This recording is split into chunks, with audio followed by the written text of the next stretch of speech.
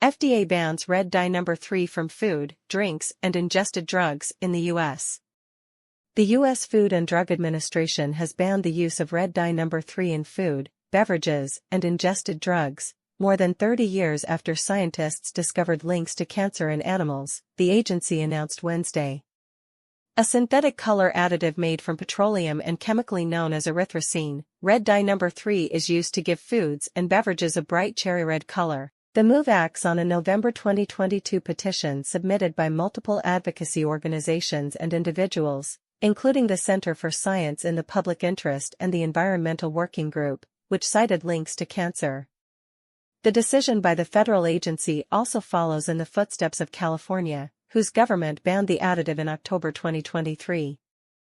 Manufacturers using red number 3 in food and ingested drugs have until January 15, 2027, and January 18, 2028, respectively, to reformulate their products, according to the FDA. Foods imported to the United States also must comply with the requirements.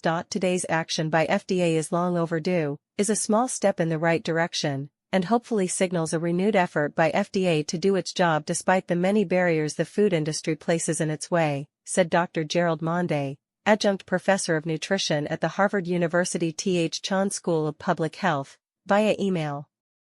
The decision marks a monumental victory for consumer health and safety, said Ken Cook, co-founder and president of the Environmental Working Group, in a news release. We wouldn't be celebrating this historic decision today without the relentless leadership of public health champions like Michael Jacobson and others who took up this fight decades ago on behalf of consumers. Red dye number 3 is found in at least dozens of candy, food, and beverage products, but some of the most popular brands either never used, or have already stopped using, the additive. Fewer than 10% of products made by the candy company Ferrara, which produces Brock's candies, for example, contain the additive, as the company began phasing out the use of it in early 2023, a Ferrara spokesperson said via email.